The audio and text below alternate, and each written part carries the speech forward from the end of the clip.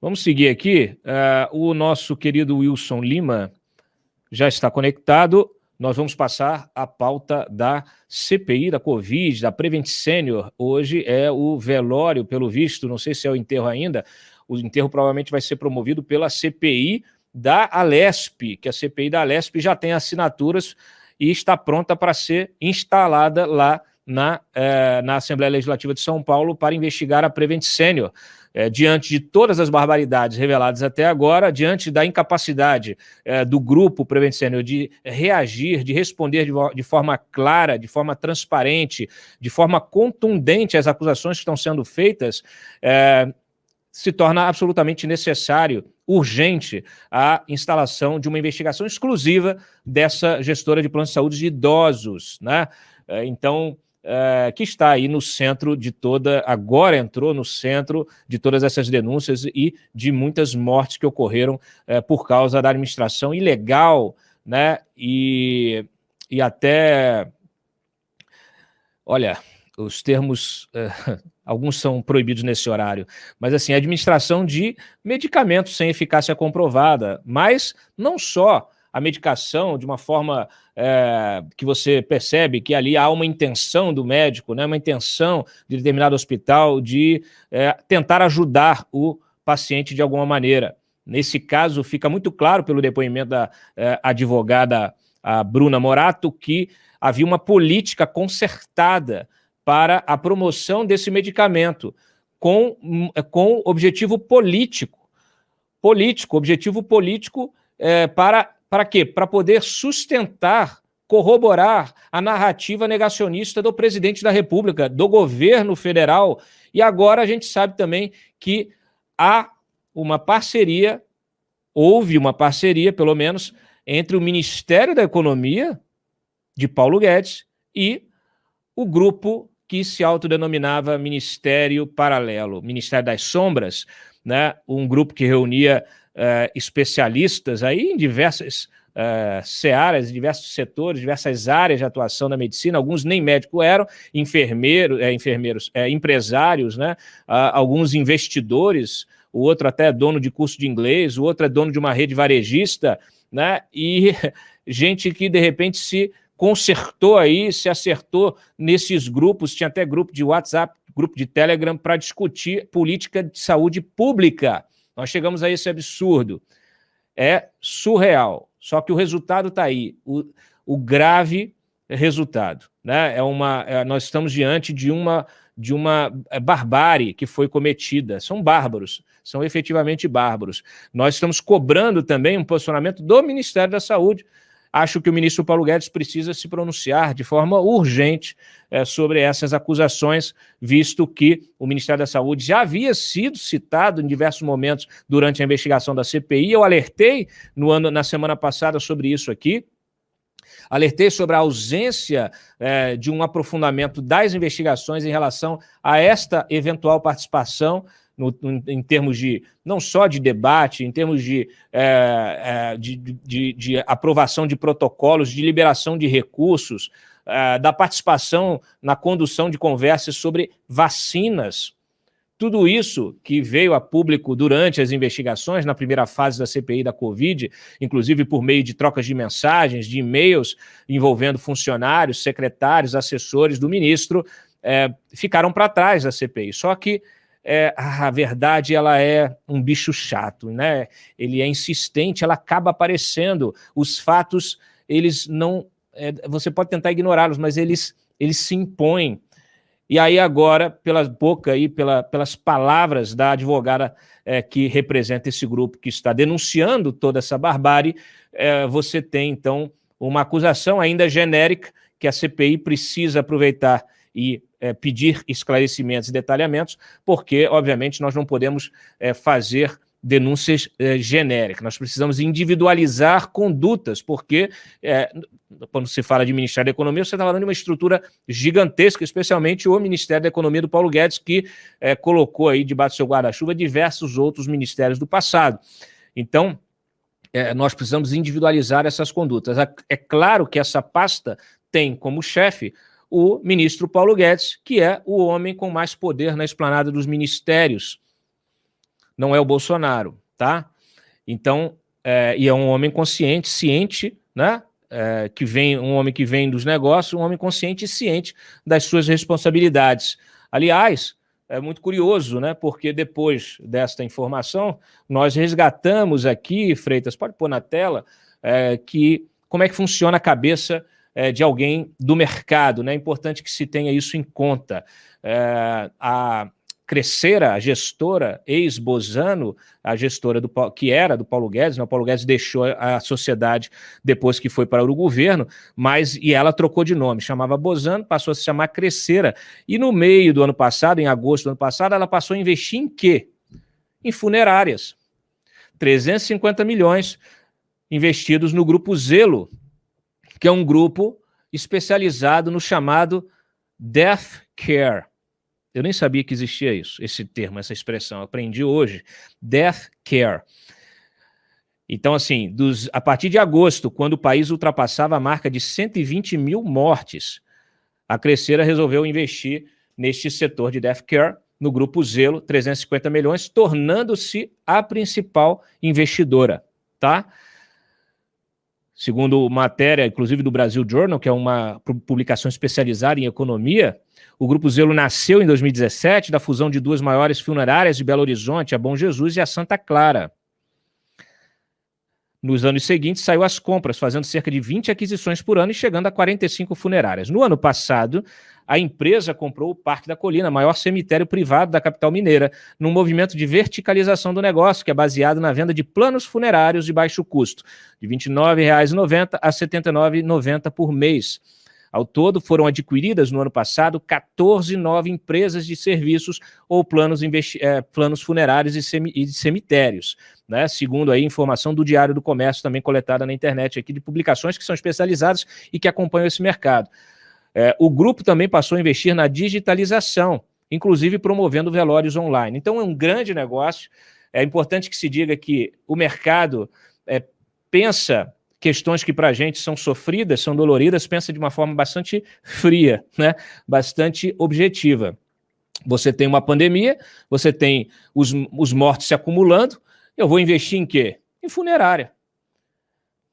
Então, isso, que fique claro, não estou fazendo aqui nenhuma ilação, ao que tudo indica, o ministro já deixou a sociedade lá atrás, mas isso nos dá pelo menos uma dimensão, ou pelo menos uma indicação de como é o pensamento, né, de um investidor, de um homem de mercado que virou ministro da Economia e que precisa lidar com um cenário muito complexo da administração pública no meio de uma crise de extrema gravidade, complexidade inédita, de dimensões inéditas, como é a pandemia. Tá? Então, quando a gente pensa que o ministro da Economia é o homem forte do governo e o governo foi absolutamente inconsequente, né, na sua gestão dessa pandemia, eu acredito que é preciso que a CPI possa colocar uma lupa sobre isso, convocar o ministro para que ele diga o que ele pensa, o que ele fez, o que ele deixou de fazer, né, e também que peça esclarecimentos sobre quem da pasta estaria mancomunado aí com essa turma do Ministério da Saúde paralelo. Eu encerro aqui o meu discurso e dou boa noite ao Wilson Lima, que acompanhou hoje a sessão da CPI desde cedo. Boa noite, Wilson, bem-vindo ao Papo Antagonista novamente. Boa noite, Cláudio, boa noite para você, amigo do Antagonista. Por favor, os highlights aí, o que a gente pode destacar do depoimento da Bruna, né? Inclusive, você pode fazer aí, listar esses principais momentos do depoimento e eu vou chamando aqui o VT daquilo que nós temos, tá? Eu acho que é importante para ilustrar aquilo que você for passando aqui para os nossos espectadores. Enfim, Cláudio, boa noite. Esse, sem dúvida nenhuma, foi um dos depoimentos mais ricos, se não o mais rico de toda a CPI da Covid. Durante aproximadamente 7 horas, a Bruna Morato falou sobre como é que ocorria, né? Como é que era o modus operandi ali da Prevent Senior e da sua prescrição, e como é que ocorriam, né, os tratamentos aos pacientes que davam entrada nas unidades da Prevent Senior.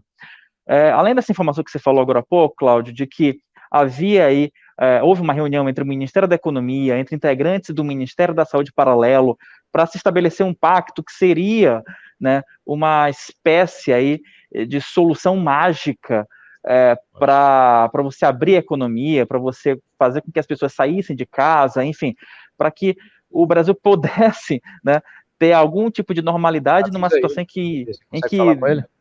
que não teria como, né, você ter uma situação normal, né? A advogada Bruna Morato confirmou aqui para os senadores que essa política, né, de prescrição de cloroquina era algo de que vinha de cima para baixo, ou seja, ela era uma obrigação aos médicos, e os médicos não tinham a tal da autonomia médica, né? Essa autonomia médica que os integrantes aqui da base do governo vivem falando aqui no plenário da CPI da Covid, essa autonomia ela era retirada dos médicos da Prevent Senior, né? Então, havia risco de demissão, os médicos que não prescreviam a cloroquina, eles eram retirados dos plantões, havia aí uma sanção econômica a esses médicos. A Bruna Morato também falou sobre outras ameaças a esses médicos, né, assédio moral, e tudo isso para você tentar dar uma solução mágica e para você tentar diminuir os custos do plano de saúde, né, os custos da Prevent Senior. Eu vou lembrar, Cláudio, que o ex-ministro Luiz Henrique Mandetta, inclusive a gente publicou isso aqui no Antagonista, ele citou o caso da Prevent Senior, né, quando ele ainda era ministro, em março do ano passado, ele falava que, basicamente, que a Prevent Senior, ela tentava, com essa prescrição da cloroquina, se reduzir os custos de internação, porque era um plano de saúde específico, né, para a terceira idade, né. Então, aqui a advogada confirmou essa informação, né, que essa prescrição do kit Covid, cloroquina, ivermectina, zinco, era uma forma do plano de saúde tentar reduzir os custos e diminuir os gastos com a internação. Diga lá, Cláudio. Nós temos o VT aqui, alguns VTs, eu vou, para ilustrar, inclusive o início do seu comentário, vou pedir para o Freitas soltar essa parte do depoimento em que ela fala da questão da cloroquina como essa pílula milagrosa, né, para não precisar fechar a economia, não precisar fechar o comércio, para que as pessoas pudessem ter uma vida normal, que era essa tese, né, que o Bolsonaro e a sua turma do gabinete, aí, desse gabinete da morte, tinha. Freitas, por favor. O doutor Pedro foi informado que existia um conjunto de médicos assessorando o governo federal e que esse conjunto de médicos estaria totalmente alinhado com os interesses do Ministério da Economia. Os interesses do Ministério... Da Economia? O gabinete paralelo, né? Agora a novidade é o Ministério e tinha da Economia. Conexão com o Ministério da Economia, com as perguntas. Eu posso esclarecer, eu também tive essa mesma dúvida, até porque... É novo. Novíssimo. Até porque... Gabinete paralelo junto ao Ministério da Economia. Eu também não sei se estava junto, porque eu sinceramente não sou uma especialista política. O que eles me explicaram foi o seguinte: existe um interesse do Ministério da Economia para que o país não pare. E se nós entrarmos nesse sistema de lockdown, nós teríamos um abalo econômico muito grande. Então, existe um plano para que as pessoas pudessem sair às ruas sem medo. Como a pandemia ela estava fazendo com que existissem muitas repercussões a respeito do risco de você sair na rua, eu mesma fui uma dessas pessoas que fiquei em lockdown, fiquei muito preocupada. Eles desenvolveram uma estratégia. Qual era essa estratégia? Através do aconselhamento de médicos, esses médicos, eu posso citar também de forma nominal, porque me foi dada essa explicação, era o Dr. Anthony Wong, toxicologista, responsável por desenvolver um conjunto medicamentoso atóxico, a doutora Anísia Yamaguchi, especialista em imunologia, a qual deveria disseminar informações a respeito da resposta imunológica das pessoas, o virologista Paolo Zanotto, para que ele falasse a respeito do vírus e tratasse a respeito dessa situação de forma mais abrangente, evocando notícias, e que a Prevent Senior ela iria entrar para colaborar com essas pessoas. É como se fosse uma troca o qual nós chamamos na denúncia de pacto, porque é assim que foi me dito. Alguns médicos descreveram como aliança, outros médicos descreveram como pacto. Essas pessoas citadas eram expoentes do gabinete paralelo. Então, o fato novo é a relação desse gabinete paralelo com o Ministério da Fazenda. O Ministério da Economia, que me foi dito... Da economia. Em nenhum momento eu ouvi falar da pessoa do ministro da Economia. Na verdade, o que eles falavam era de um alinhamento ideológico. Tá. A economia não podia parar e o que eles tinham que fazer era isso, conceder esperança para que as pessoas saíssem às ruas. E essa esperança tinha um nome, hidroxicloroquina.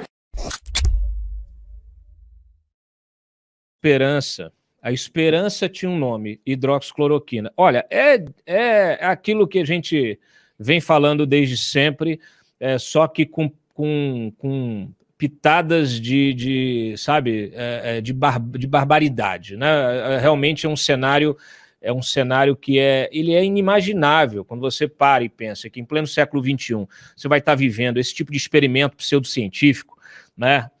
Os estagiários aí do Mengele, realmente é um negócio assim assustador.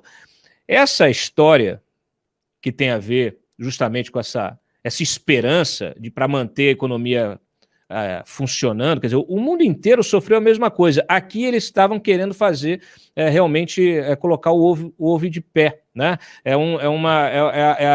Isso é uma prática dessa turma negacionista, do discurso negacionista, porque eles sempre acham que eles têm razão, né, Wilson? Eles sempre acham que eles têm a fórmula mágica que vai resolver todos os problemas, e na verdade eles aprofundam os problemas.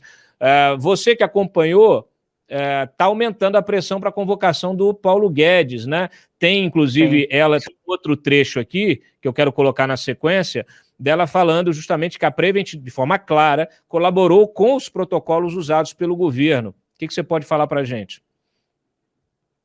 É justamente esse ponto que ele estava tocando, Cláudio. Quer dizer, esse depoimento da Bruna Morato ele é importante, por quê?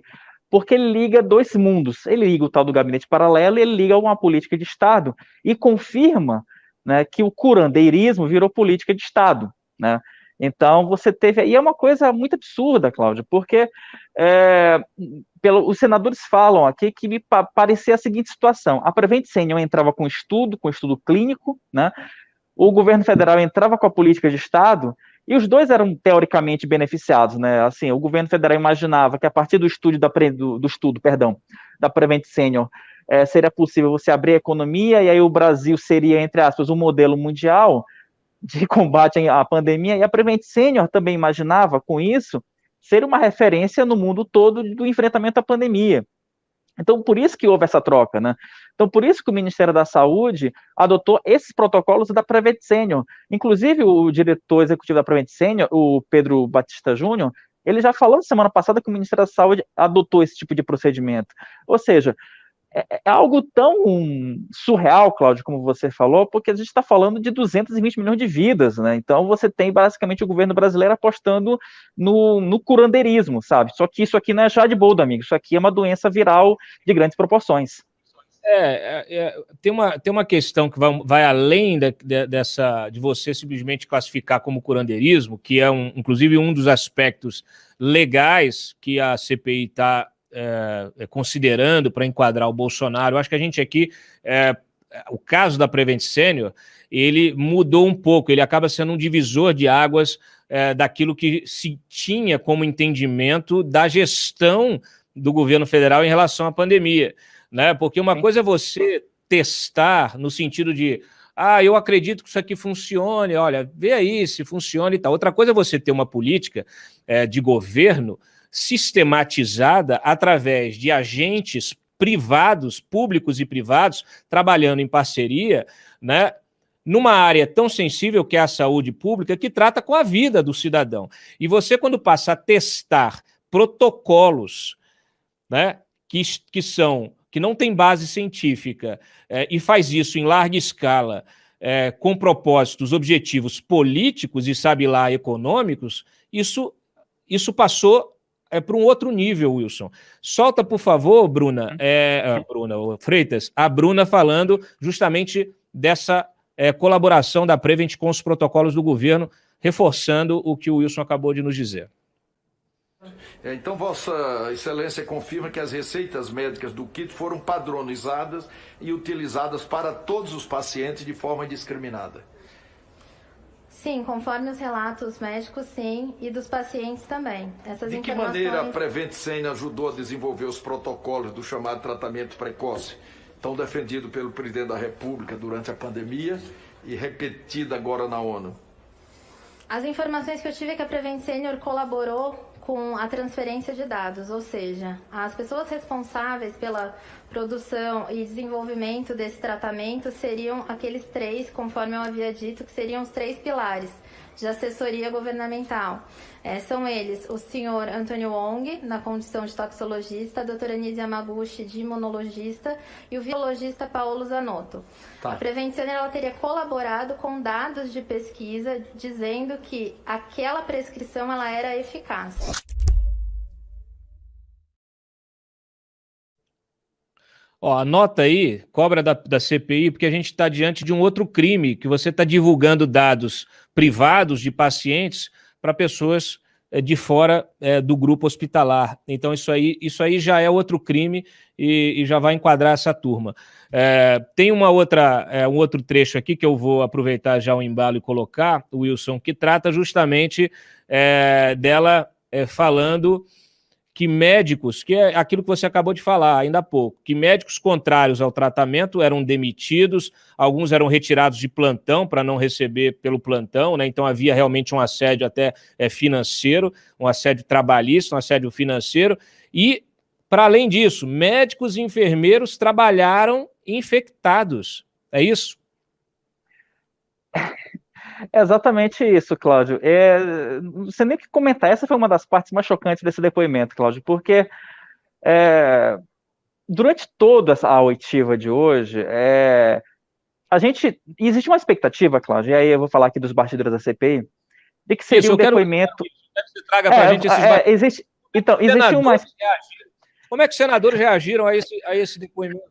A frase... Então, Cláudio, existe uma expectativa aqui de que seria um depoimento impactante. Só que foi tão desumano, eu acho que esse é o termo, esse depoimento, que os senadores ficaram chocados com isso. Justamente por conta desses pontos, Cláudio. Quer dizer, você chegar num ponto em que você coloca médico para atender, médico com Covid, para atender paciente, podendo ele ser vetor de transmissão dentro de um hospital. Olha, eu confesso que eu nunca vi isso na minha vida, Cláudio. Provavelmente você também nunca viu. Então, assim, é algo assim, de tão surpreendente que foi esse depoimento, os integrantes da CPI já falam, olha, o caso Prevent Senior, a gente já tem condições de fechá-lo, porque tem tanto elemento para a gente imputar crimes, entregar relatório para o Ministério Público, entregar a investigação para a Assembleia Legislativa de São Paulo, imputar culpa em Ministério Público, porque foram 6 horas, né, quase 7 horas de depoimento, que eu posso considerar isso como um show de horror, sabe, Cláudio? Foi algo inacreditável. As pessoas desculpa, só para fechar, as pessoas recebiam kit Covid em casa, sem receita médica, com a receita médica, e o médico não podia nem tirar o medicamento, a cloroquina da receita, porque o hospital obrigou, porque a Prevent Senior obrigava o médico a endossar aquela receita médica. Quer dizer, algo inacreditável, Cláudio. Eu acho que a CPI já tem que pedir os passaportes de todos os sócios, os donos, os diretores, porque eu já vi isso acontecer, né? Eu começo a fugir para poder escapar da justiça. Freitas, solta aí o VT dela falando dos médicos e enfermeiros que trabalharam infectados. As informações que me foram transmitidas é que sim, médicos e enfermeiros trabalharam infectados. Assim como no caso do Dr. Antônio Wong, volto a dizer, o que me choca não é só o fato dele ter feito uso do tratamento preventivo e de ter sido cobaia para determinados tratamentos, mas o fato dele ter sido admitido em uma unidade cardiológica, em meio a outros tantos pacientes, colocando em risco a vida daquelas pessoas que faziam parte, que estavam com ele dentro de uma UTI, que não tinha isolamento para Covid.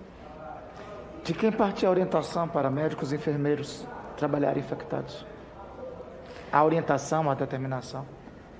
A orientação, na verdade, era diante, acredito eu, que da escassez do corpo clínico. Os relatos que eu ouvi eram o seguinte: à medida que os médicos... Partiu do comando da Prevent Senior? Sim, partiu da diretoria da Prevent Senior. Inclusive, os superiores hierárquicos tinham essas informações.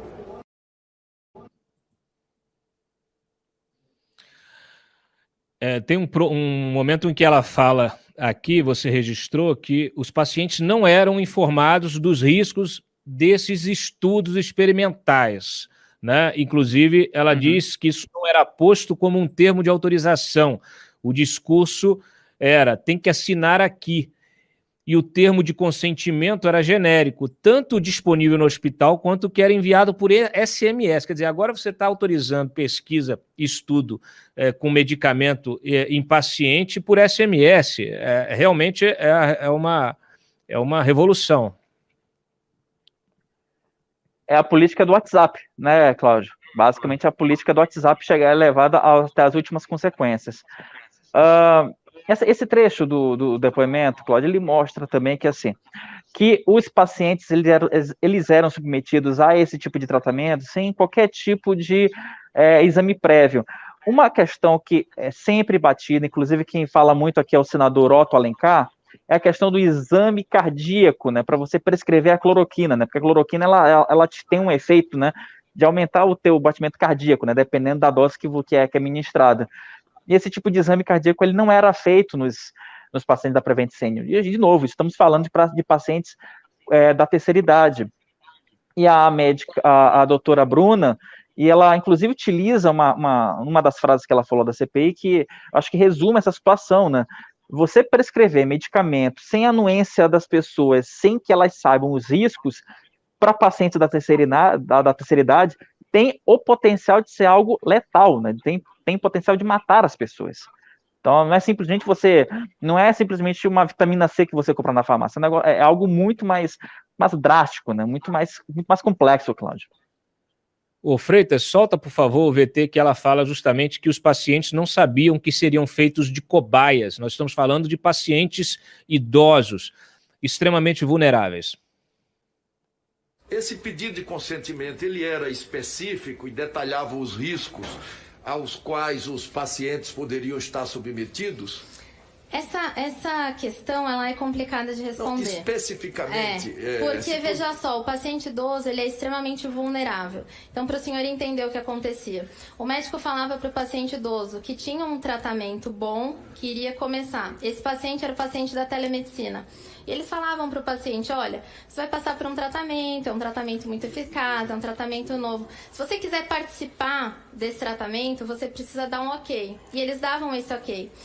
Mas eles são parte de uma população vulnerável. Eles não sabiam que seriam feitos de cobaia. Eles sabiam que iriam receber o medicamento. São coisas diferentes. Então, o hospital não detalhava os riscos a que o paciente estava submetido? Não detalhava. Não detalhava. Ainda que isso fizesse parte.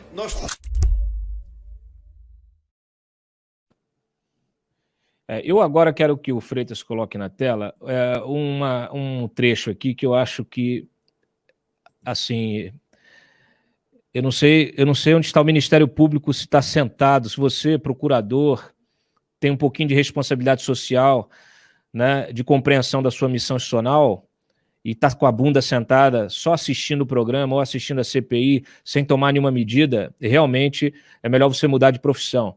Porque isso aqui que a Bruna contou à CPI vai ainda além, se é possível, ir além de todos esses absurdos que nós estamos vendo.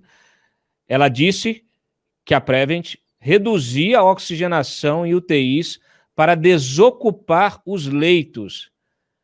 A frase que ela ouvia era óbito também alta. É isso ou isso? É isso. Óbito também é alta e nas entrelinhas a Bruna também disse que na prática os hospitais da rede Prevent Senior praticavam a eutanásia sem o consentimento das vítimas, né? E solta o VT, Freitas, por favor. E o relato foi o seguinte, de que pacientes internados em determinadas unidades de terapia intensiva, cuja internação tivesse mais de 10 ou 14 dias, a esses pacientes o procedimento indicado era a redução da oxigenação, ou seja, eles iam reduzindo o nível dos respiradores. Eu não considero isso como sendo um tratamento paliativo, isso foge das práticas paliativas e, sinceramente, acredito que esses pacientes nem tinham condições de serem encaminhados à enfermaria, esse leito híbrido. É importante que esses prontuários sejam disponibilizados para que seja feita uma devida avaliação. Esses pacientes, segundo informações dos médicos, eles evoluíam para óbito na própria UTI, então você tinha uma liberação de leitos. A expressão que eu vi ser muitas vezes utilizada é óbito também é alta.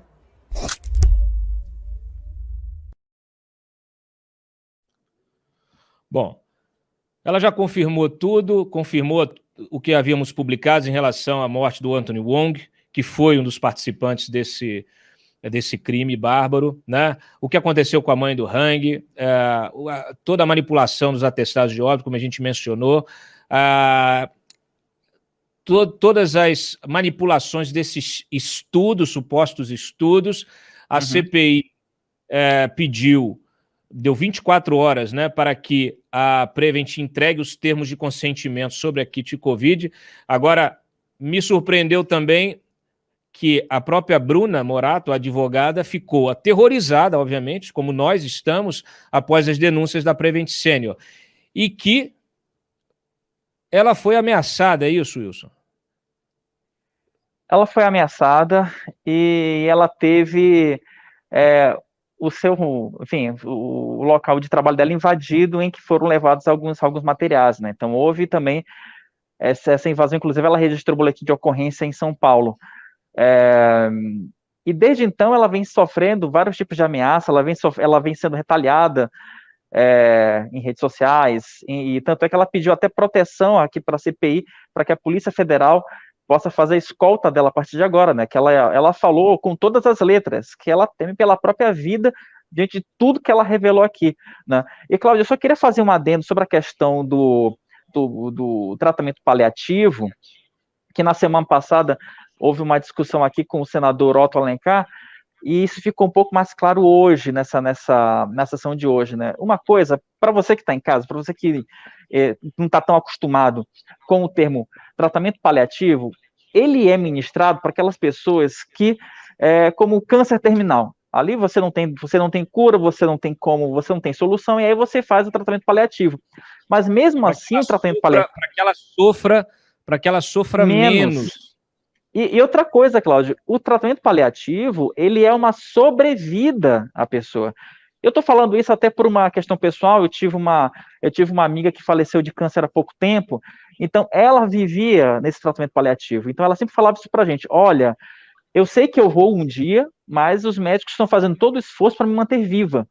Aqui, a lógica foi completamente o contrário, quer dizer, pelo depoimento da Bruna, a Prevent Senior fazer justamente esse trabalho, esse paliativo pelo outro lado, quer dizer, já que a pessoa vai ser vítima de Covid, então vamos antecipar o falecimento. Pelo menos é o que ela disse aqui na CPI da Covid, Cláudio. Vamos liberar o leito da UTI, que é o que ela disse de forma bem clara.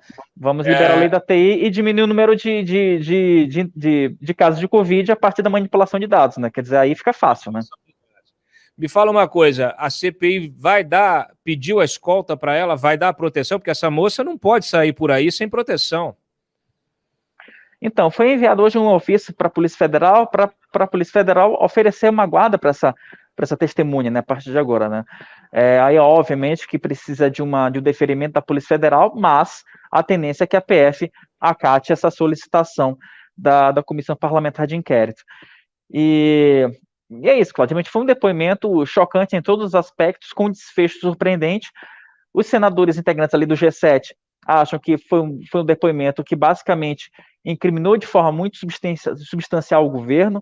Agora, eles vão ainda puxar um pouco esse fio das relações da Prevent Senior com integrantes do governo federal, para saber se tem aí uma relação com o próprio presidente da República, se o ministro da Economia, Paulo Guedes, tem alguma relação com isso, né, como você falou agora há pouco, né, trouxe esse depoimento, trouxe o Ministério da Economia para o centro da CPI da Covid, e agora é esperar os próximos passos, né, Cláudio, porque esse depoimento, e aí conversando com alguns senadores aqui nos bastidores, eles falam que esse caso do Prevent Senior deu aquela sobrevida que a CPI precisava para chegar ao final no auge, né? Até a semana passada, se imaginava que a CPI seria encerrada agora no final do mês de setembro ou primeira semana de outubro, mas agora com essas novas revelações, essa questão do caso Prevent Senior e tudo isso que foi falado hoje, acabou dando aí uma sobrevida de 3 semanas para a CPI e provavelmente ela vai ser encerrada só na última semana de outubro.